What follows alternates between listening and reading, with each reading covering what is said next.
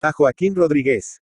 Y si hermosas e imponentes son las ceremonias del culto católico en las grandes basílicas y en las suntuosas catedrales, no lo son menos en el humilde templo de una aldea escondida en los bosques como un nido de perdices entre los zarzales.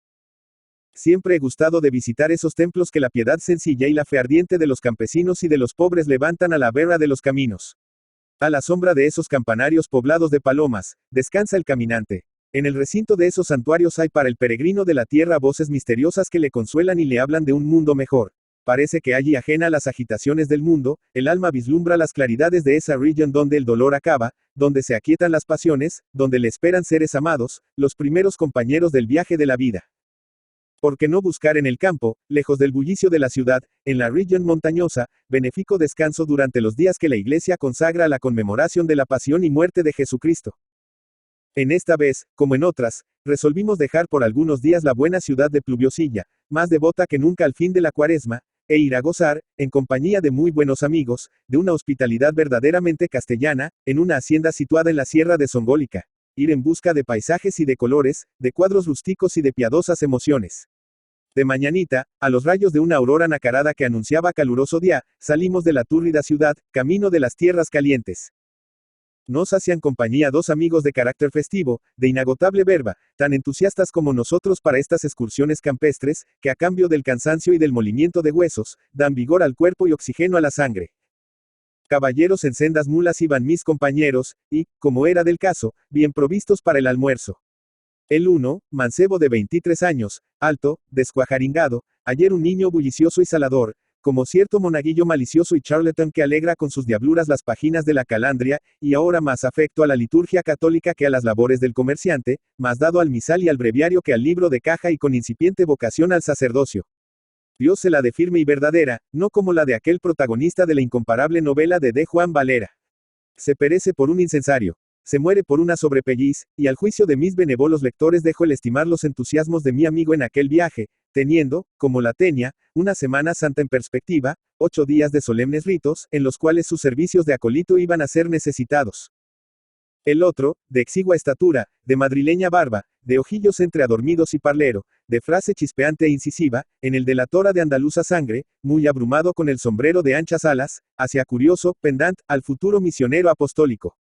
Mientras este hablaba de las graves ceremonias de los días santos, el otro se mostraba profano en demasia, tarareando zarzuelas, declamando versos del Hamlet, como si coreara con melodías teatrales las salmodias de nuestro compañero.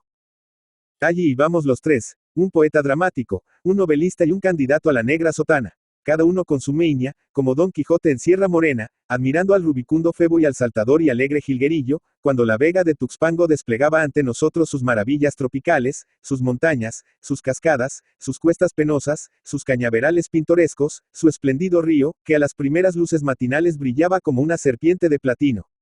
Atrás quedaba Pluviosilla con sus campanarios y sus fábricas, desperezándose a la falda de sus cerros, corriendo a misa a Santa Marta y aprestándose a celebrar devota y recogidamente las fiestas de Pascua. Saboreando ricos cigarros de Tuxtla, con que la bondad de todo un traductor de Shakespeare acertó a obsequiarnos, bajamos la cuesta de Tuxpango, sitio memorable para algunos miembros de la prensa asociada, que más habituados a las lides periodísticas que a ecuestres hazañas, demostraron allí, no a muchos años, que sus bríos y su letra menuda no eran bastante a sostenerlos en un bucefalo pacífico y modorro. La vega nos recibía con sus mil rumores, con sus embriagantes aromas primaverales, con un calorcillo estival, que por fortuna nuestra se convirtió 2 horas después, al tramontar las cumbres de Tlazololapan, en tenue bruma, grata y benéfica. Hermoso valle, rica heredad, soberbio cuadro el de aquellos campos de caña de azúcar y de aquellos extensos cafetales ya florecientes, a los que servía de fondo la cordillera, sobre la cual, nota alegre de aquella sinfonía agreste, se destacaba el caserío con sus grandes edificios, su templo, sus ganados, su puente colgante y sus humeantes chimeneas. Gorjeaban los mirlos, gritaba el concilio, parloteaban aves sin nombre, y a lo lejos, cruzaban los pepes lanzando desapacible grito, grito bravio, huraño y montaraz. En el hermoso puente de los Micos a la vista de un magnífico panorama, ensordecidos por el estruendo de las aguas de Río Blanco, que espumantes y arrebatadas se precipitan allí para juntarse con las del Metlac, nos desayunamos alegremente y dimos fin en poco tiempo a una botella de cierto vinillo de Chiclana, cuyas excelencias recomendamos sin reserva a todos los afectos a lo bueno. Al decir de nuestro compañero, no el futuro misionero para quien todos los vinos son iguales, sino al decir de nuestro amigo el chispeante voceador de versos ingleses y eterno narrador de chascarrillos, el tal vinillo era mejor que aquellos de que habla el comensal de Mecenas. Tu heredero, más digno, de su copa verterá sobre el suelo el vino raro que guardas con candados, y que envidian las pontificias cenas dos. Consumidos, y no sin ardiente y regocijada disputa, los últimos restos del famoso vinillo de Chiclana, nuestro donoso poeta dio término al desayuno con un buen par de naranjas de la tierra, y a tiempo que el sol se velaba en densas nubes y aparecían envueltas en movibles gasas las altas montañas que debíamos trepar, y menudísima lluvia alegraba árboles y hierbas, montamos a caballo y emprendimos la marcha rumbo al rancho del Fresnal, donde acaso nos esperaban ya. Pocos lugares conozco más bellos que ese del Fresnal, situado en una vertiente quebrada en plano y en medio de las más ricas galas de la vegetación tropical. Incomparable vista la que se disfruta desde allí en los días despejados. Al frente el cerro de Chicahuaxtla, cubierto de árboles, con sus rincones de barrientos y de cuapichapa, sombríos cafetales, piojales productivos, platanares extensos, y 1000 cabañas que parecen colgadas de las rocas calizas. Hacia acá, las florestas y cementeras de Zapopan, verdes de esas donde pasen numerosas toradas, y las rancherías con sus techos pajizos, de los cuales se levantaba, lento y azulado, el humo de las hogueras matinales. A la izquierda, la fecunda vega de Tuxpango, cruzada por el río Blanco, Álbano, como clásicamente acertó a llamarle inspirado poeta, en quien el amor al estro antiguo no extingue el amor a la musa moderna, cañales de gallo color, bosques vigorosos, aguas rumorosas, y detrás de la frondosa alameda, la alta chimenea de la fábrica, que en aquellos momentos anunciaba con agudo silbido, que era tiempo de suspender el trabajo. A la derecha, la hacienda de Zapoapita. Los plantíos del Fortín. Los campos de las ánimas, a los cuales presta alegría, con su aspecto europeo, gracioso chalet.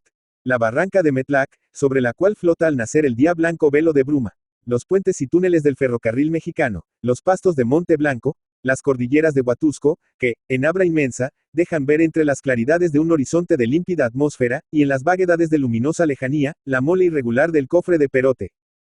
Pero nada de esto vimos nosotros esa mañana. El norte lo envolvía todo con sus nublazones, y así nos conformamos con gozar de la vista del puente de los Micos, que apoyándose en dos rocas gigantescas parece que enarca el lomo para dar paso al impetuoso río que, todo iris y espumas, todo borbotones y estruendo, como ansioso de juntarse con el Metlac, se precipita voceando bajo un arco colosal, verdadero arco de triunfo, que durante siglos entretejieron para honrarle altas ceibas, bejucos frondosos, convolvulos muelles, orquídeas de embriagante aroma. Bromelias sanguinosas y álamos susurrantes de pulidas brancas y ligero follaje. Nos esperaba en el rancho un joven agricultor, flor de los ganaderos de aquellos contornos, que debía hacernos compañía. Después de aceptar, más para dar calor al cuerpo que por afición a los alcoholes, una copa de exquisito tequila, y no sin aguardar a que nuestro acompañante cambiara de caballería, muy envueltos en mangas de bule que nos protegían del chipichipi, seguimos adelante. El poeta mustio y silencioso. El futuro misionero salmodiando, in mente, jeremiacos trenos y nosotros, departiendo con el nuevo compañero, que solo cesaba de referirnos lances de caza y campesinas aventuras, para cuidar de su tordillo, noble y hermoso animal, mimado por nuestro amigo como una esposa en los primeros meses de la luna de miel. Cruzábamos esplendida floresta, de esas y bosques, que si son hermosos cuando los abraza el ardiente sol de aquellos cielos, presentan singular belleza cuando, como en aquella mañana, viene a refrescarlos menudísima lluvia. No tardamos en dejar la llanura, y pronto principiamos a subir la cuesta del Mexicano. A las primeras vueltas perdimos de vista los campos de Tuxpango, que iban quedando velados por la bruma, y esta, más y más espesa a proporción que nos acercábamos a la cima, envolvía en tules, en blondas, en vaporosos velos, los encinos y los itzcuahuites, las palmeras chamuscadas, que, como espectros, se alzan en las rosas, las heliconias risueñas que inclinaban hacia el estrecho camino sus resonantes hojas, los platanares protectores de nuevos cafetos, en cuyas ramas, dulce promesa de cuantiosos rendimientos para el año venidero. Despuntaba ya, en leves copos, nivea floración. Por aquella cuesta trabajosa bajaban los indígena camino de las llanuras, serenos, indiferentes a la lluvia y a los peñascales, y menos huraños de lo que esperábamos, se hacían a un lado, entre las acahualeras, para dejarnos libre el paso, y saludarnos en su lengua, en el idioma de Cuauhtémoc, con una frase reverencial que nunca llegan a decir completa. Estupendo debe ser el panorama que desde allí se divisa a las primeras luces de sereno y hermoso día. Pero, a decir lo cierto, dejándonos de fantasías y descripciones, en aquellos momentos solo alcanzábamos a ver a las plantas que limitaban el camino por ambos lados, el suelo fangoso y las rocas resbaladizas por donde trepaban nuestras caballerías. Caminábamos a través de la niebla. Aquello era como si fuéramos escalando nubes. El silencio de los viajeros decía bien claro que estaban acometidos de invernal tristeza. De tiempo en tiempo, de los repliegues del monte, de las ocultas y hojosas hondonadas, alegres, agudos, vibrantes, subían los trinos del clarín montaraz, que, sin duda, al borde del nuevo nido nupcial requebraba de amores a su desdeñosa compañera. Por fin llegamos a la deseada cima del Tlazololapan. De un lado barrancas profundísimas, cultivadas vertientes, peñascales bravios, del otro, la montaña alta, boscosa, que parecía crecer a nuestra vista. Allí salimos de la bruma, nos quitamos las mangas de hule, volvió a nuestras almas la alegría, y los rayos libios de un sol benéfico bañaron en aureos resplandores las arboledas húmedas y las hierbas aljofaradas. Descubrimos la casa de la finca en lo alto de una estribación. Pardo y triste edificio, reconstruido hace pocos años, pero que acusa todavía vetustez colonial, y que más parece morada de cartujos que habitación de labradores. Allí cantaban los gallos, cacareaban las gallinas, ladraban los perros, y de las arboledas que rodean la finca nos traía el grato viento meridiano mil aromas de flores desconocidas. Por momentos esperábamos oír el tañido solemne de la campana claustral. Veíamos el corredor, el terrado, los techos ennegrecidos, la capilla ancha, baja, sombría, conjunto semejante en un todo, salvo en lo exuberante de la vegetación, aquí rica y sonriente, a la pobre y descolorida, al monasterio de la Rábida que hospedó al genovés. Para que la ilusión fuese completa, y nos creyéramos, ya que no en Huelva, si a las puertas de la trapa, solo faltaba un detalle que hubiera completado a maravilla el cuadro que teníamos delante. Un monje pensativo, mudo como estatua, la vista en tierra y la mente en las cosas del cielo, que con la azada al hombro y la capucha calada, cruzara el tortuoso sendero y se perdiera en la espesura. De cuántos íbamos allí, ni nosotros, ni el traductor de Shakespeare, ni el que tan orgulloso se mostraba de su buen tordillo, teníamos nada de colones, ni jamás descubriremos un nuevo mundo. ¿Acaso esta suerte está reservada a nuestro compañero, el de la incipiente vocación religiosa, el que salmodiaba, in mente, las quejas de Jeremías? ¿Acaso le esté reservado descubrir en África, o en las islas del Mar del Sud, nuevas tierras, pueblos desconocidos, donde plante la cruz de Jesucristo? Millares de idolatras que por su mano serán bautizados, y salvados por su apostólico celo, de la esclavitud del pecado y de las cadenas de Satanás. ¿Acaso, en tierras que la geografía no conoce aún, sucumba en el martirio y vuele al cielo, llevando rica cosecha de almas? ¿Acaso llegaremos a verle declarado apóstol de esas futuras cristiandades? En aquel punto debíamos encontrar un amigo cariñoso y afable que nos prometiera venir a nuestro encuentro, de modo que desde allí principiaron los gritos para anunciarle nuestra llegada. Pero en vano. Nadie responde a la estentorea voz del futuro jesuita, que, falto de espuelas, muy estiradas las piernas, taloneando sin cesar, azuzaba su mula para correr a reunirse con quien, de seguro, estaría esperándonos por allí desde las 9 de la mañana. No quisimos detenernos en Tlazololapan, ni siquiera echar un trago que nos diera fuerzas para bajar hasta el fondo de la barranca.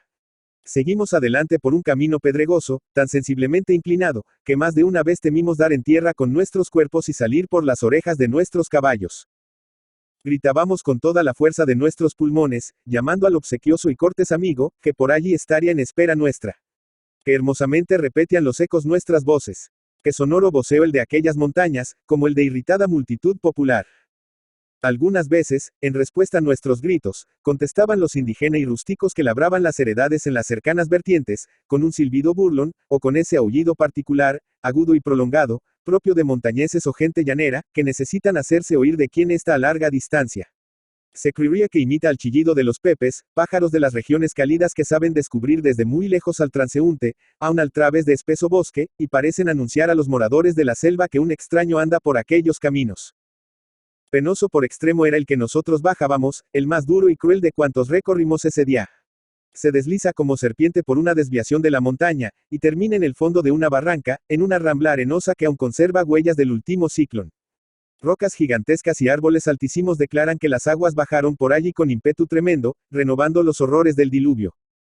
Entregados a la consideración de aquellos estragos bajábamos hacia la cañada, resignados a la suerte que tan malos pasos nos guardaba, cuando el esperado amigo, un mancebo, charredor y afable nos salió al encuentro. Después de los saludos cariñosos, empezamos a tejer entretenida plática, a la cual dieron trama y urdimbre frescas noticias de pluviosilla, juveniles recuerdos, incidentes del viaje, bromas ligeras y chispeantes, rabietas del futuro guerreador de las huestes de Loyola, el desdén olímpico con que nuestro compañero el poeta, decidor andaluz algunas veces y en todas ocasiones ingenioso, decía que miraba aquellas cuestas penosísimas, que nada le arredraban, pues había recorrido por largos días y en pésimas cabalgaduras. Los más atroces y espantables desfiladeros de ambos mundos, no sé si en los Andes o por las ásperas cumbres del Simplon, y también hay, con dulce tristeza, memorias de seres queridos que ahora gozan de la celeste patria.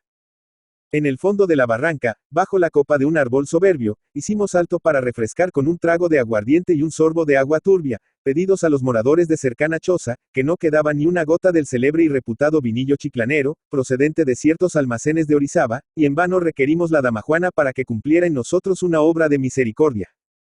Adelante con la cruz, adelante con nuestros miseros cuerpos, con nuestra humanidad maltrecha. En Tlanepaquila nos aguardaban para comer, y dados aquellos caminos, no recorreríamos en 2 horas la distancia que nos separaba de la finca. Quien guste de los paisajes montañosos, que visite esa región. Allí encontrará admirables puntos de vista. No parece sino que allí, sabe Dios cuándo, horrendo cataclismo levantó la tierra, como movida interiormente por un hervor potentísimo, y que, de pronto, en plena ebullición, todo quedó petrificado. No hay allí un solo valle, y si le hay, no merece tal nombre por lo exiguo y estrecho. Cañadas, cerros, vertientes, montañas que se encaraman unas sobre otras, como ansiosas de dominar las grandes a las chicas. Cerros y cerros en caprichosa perspectiva, cimas redondas, picachos agudos, desfiladeros rojizos, y por todas partes una vegetación estupenda, en que se mezclan y confunden las plantas tropicales, los abetos junto a los bananeros, el mamey no lejos del ocote. Aquí y ala, y más lejos, ranchos, chozas, platanares, cafetos, rastrojos, un tapiz de 1000 colores, de 1000 verdes distintos, y diversos, desde el obscuro y subido de los bosques seculares, apenas matizado con el tono alegre de los renuevos de primavera, hasta el amarillento de las milpas y las cañas de azúcar. A mediodía todo reposa adormecido en majestuoso silencio. Es como un mar de cimas profundas, como un oleaje de cumbres altísimas, que tiene algo de la inmensidad del océano, algo de la serenidad del cielo en una noche tropical sembrada de luceros. Después de mediodía, suspirando por la rica manzanilla, con que el señor don Pablo Rodríguez suele recibir a sus huéspedes, a quienes sabe dispensar una hospitalidad verdaderamente castellana, y no hay que decir arábiga, que sería lo más exacto, por aquello del vino vedado a los hijos de Mahoma, y suspirando también por la sopa que nuestros estómagos vacios nos pedían muy elocuentemente, avistamos el caserío, término de nuestro viaje. Allí estaba, en la risueña ladera, como sobre un tapete de felpa cerica, sembrado de magníficas rocas, con sus amplios corredores, con su elegante templo, cuya torrecilla levanta hasta los cielos gallarda cruz de hierro, mística exaltación del santo Lábaro hecha por el arte cristiano, lo mismo en las basílicas y en las catedrales, que en las iglesias campesinas, como para decir al creyente, al peregrino de este valle de lágrimas, que en lo alto está toda esperanza de vida y salud. Y aquí vienen como de molde unos latines, aunque estas páginas de viaje huelen a sermón, inox signo vinces. 2 horas después, cansados, molidos de huesos, y no era para menos, hacíamos honor a un faisán de aquellos bosques, ricamente condimentado y sazonado con la salsa del buen apetito, que es la mejor de todas las salsas. Apelo, en caso de disputa, al mismísimo Brillat, Savarín. 2. El domingo de Ramos no hubo misa. El sacerdote que semanariamente viene de Songólica a celebrar el santo sacrificio no podía dejar su parroquia. Y es lástima, serían por extremo bellas en aquella iglesia perdida en los pliegues de la cordillera la bendición y procesión de las palmas. Convidan a ellas los campos engalanados por la primavera, y siempre enflorecidos, con sus árboles de frondosas ramas y sus palmeras gemidoras. A la pompa solemne de su dominica, traerían los naturales y los rancheros de esas comarcas, ramos de 1000 flores maravillosas, palmas, laureles y ramajes aromáticos. Y qué conmovedora y qué pintoresca es una procesión en torno de aquel templo, a la luz espléndida de un día primaveral, mientras el viento trae de los cerros aromas y trinos de pájaros, y repica el campanario en son de fiesta, y suben al cielo límpido y sereno los cánticos litúrgicos. Nos conformamos con gozar del mercado, admirando rústicas beldades y oyendo hablar por todas partes el idioma de Cuauhtémoc. Muy contentos y divertidos pasamos los primeros días, siendo objeto de atenciones y obsequios por parte de nuestros hospitalarios y caballerosos amigos, y en espera de varias personas que vendrían a pasar a Tlanepaquila los días santos y del sacerdote que debía celebrar los divinos oficios. No tuvimos más novedad que un temblor de tierra, un ligero movimiento oscilatorio de EAW, muy sensible en aquellas alturas y que dio motivo a largas horas de risas y buen humor. El caso que nuestro compañero, el de la incipiente vocación religiosa, tiene a los temblores un miedo singular. Impresionado por el de la víspera, asustado aún y temeroso de otro más fuerte, fue víctima del malévolo ingenio del poeta. Con la facilidad que enhebra versos y estrofas, supo enhebrar el lecho del asustadizo, y después de hablarle de los más célebres terremotos que registra la historia, de las erupciones del Vesubio, de la ruina de Lisboa y de los horrores de Guatemala, tras eruditas disertaciones acerca de los fenómenos sísmicos, tras de citar la carta de Plinio a Tácito, que, por cierto, buenos sudores nos causó en las aulas, cuando menos se lo esperaba nuestro amigo tembló suavemente 3 veces en media hora. Y otras tantas el asustadizo mancebo salió por la ventana de un salto, encomendándose al Señor, entre la mal contenida risa de sus compañeros. Cortos paseos, largas siestas, sabrosas platicas, breves lecturas y dilatadas partidas de ajedrez nos entretuvieron los 3 primeros días.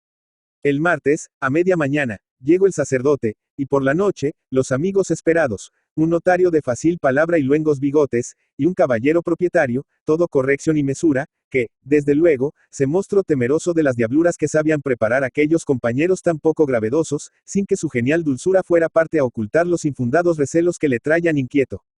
Con su amigo el notario, un joven tan decidor como piadoso, algunos otros que no cuadraban de haraganerias, tomaron por lo serio la santificación de sus almas, se dieron a la oración y al recogimiento, y cuando los divinos oficios terminaban, y no era hora de ir a la mesa o de pasear por los campos, se dedicaban a rezar como buenos sacerdotes. Por la mañana, prima, tercia, sexta y nona, y por la noche vísperas y completas, maitines y laudes. Menos santo que ellos, más dado a las disipaciones mundanales que al breviario, mientras ellos rezaban, quien esto escribe, se deleitaba con una hermosa novela de Dickens. Dios se lo perdone. 3.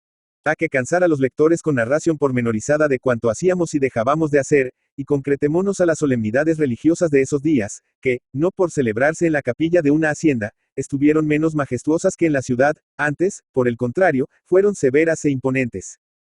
El rezo llamado de tinieblas, grave, triste, funerario, aquella salmodia monótona que repite los acentos doloridos de Jeremías y llora las desventuras de Jerusalén. Aquellos oficios del jueves, a la mitad de los cuales enmudecen las campanas, aquella comunión solemne y la procesión solemne, después de la misa, para depositar la sagrada hostia en espléndido monumento, hablaron elocuentemente a nuestras almas de las eternas promesas y de la divinidad del cristianismo.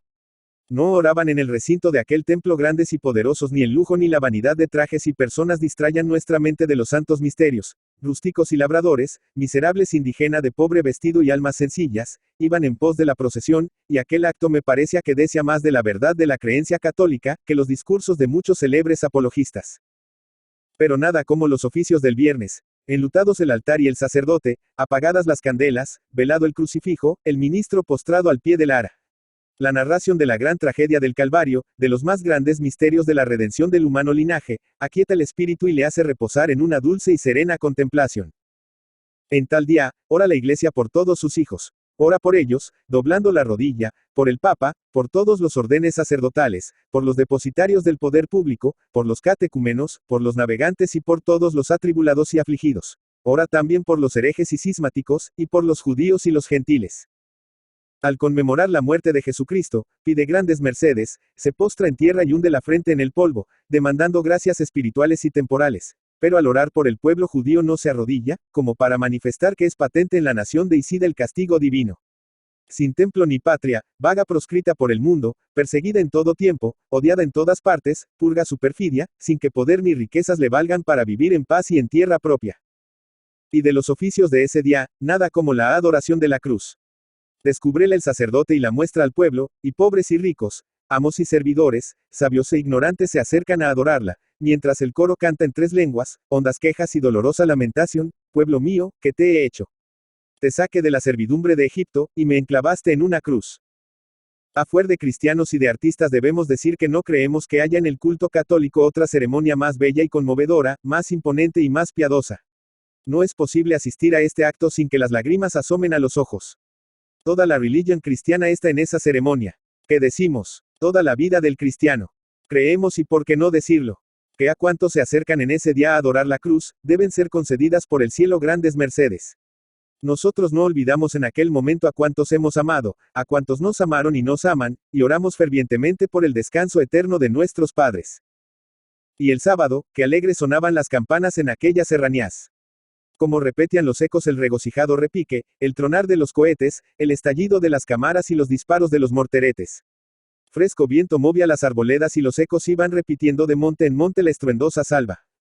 En los primeros días de Pascua, mustios, cabizbajos, como los rancheros que regresan de Semana Santear, volvimos por Coetzala, Cuichapa y Córdoba, a la turrida pluviosilla, y a nuestra casa, ahora entristecida por desgracias recientes y profundos dolores. Y hoy, desde aquí, desde el humilde cuarto de trabajo donde rendimos culto ferviente a la belleza y al arte, teniendo al lado los nuevos libros que el cartero acaba de traer, oyendo el canto regocijado de un pajarillo de aquellos montes de Tlanepaquila, que Dios bendiga, al dar término a estas páginas sin color ni aliño, enviamos cariñoso saludo a nuestros amigos de Ala, deseando que les sean gratas y entretenidas a la hora del crepúsculo, cuando el astro rey dora las cimas con melancólicos rayos.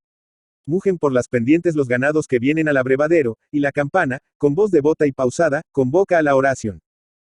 Rafael Delgado.